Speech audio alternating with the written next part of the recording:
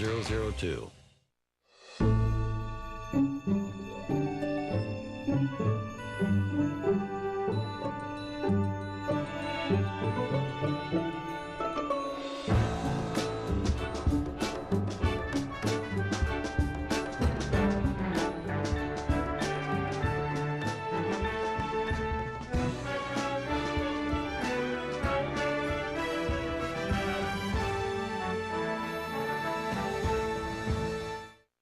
Hi, I'm Robert Osborne. Every Tuesday evening this month, we're looking at the way Jews have been portrayed on film. And with me is my co-host, Dr. Eric Goldman, an author, lecturer, and expert on Jewish cinema. Thanks for being here, Eric. Thank you, Robert. Great to be here. Now, the next film we have for you is the second tonight from filmmaker Stanley Kramer. This one with an all-star cast that includes some of the best actors who ever faced a movie camera. The film is Judgment at Nuremberg from 1961. Let's talk about the people in this movie. Spencer Tracy, wow. Richard Widmark, Burt Lancaster, Marlene Dietrich, Judy Garland, Montgomery Clift, William Shatner, and the list goes on. A great cast. Do you think the cast in any way overshadows the subject matter? I think Kramer understood that he needed that cast to attract attention to this film. Because no one was going to come and see it otherwise. No one wants to see a film about the Judgment at Nuremberg. No one wants to see a film about the Holocaust, at least not then. Right. A film about the Holocaust. So this was 61. 61. He's brilliant. Brilliant to bring in the all-star cast because all of a sudden then it becomes a major film. Right. And it attracts the audiences. And he does, again, something that Wells had done in 46.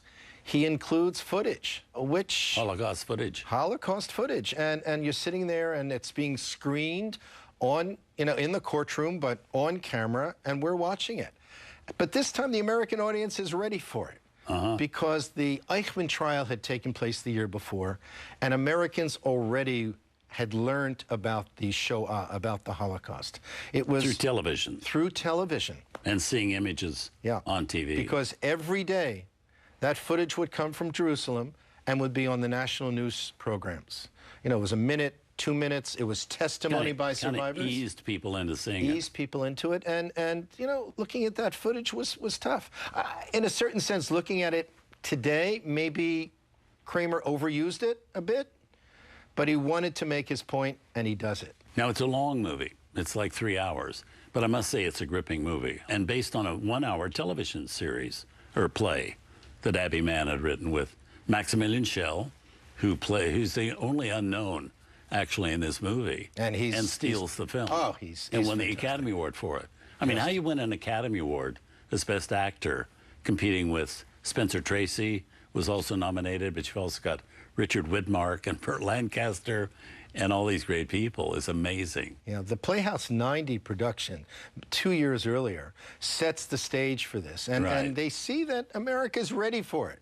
So Kramer jumps on it 2 years later, and you have Judgment at Nuremberg again, but this time, major. Maximilian Schell is, and you sit there and you're holding your seat as you watch him. You're cringing.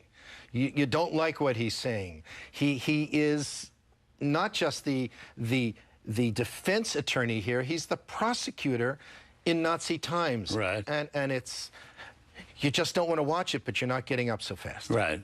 And it brings up so many interesting aspects of the Holocaust and responsibility that you never really thought of before.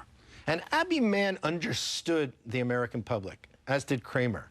They knew that it had to have that American sense to it. It's not just a story about a trial that takes place in Germany.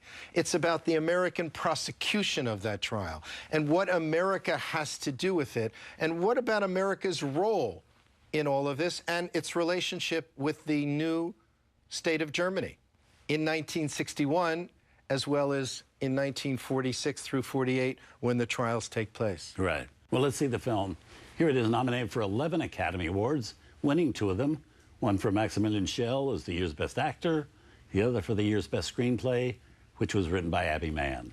From 1961, Judgment at Nuremberg.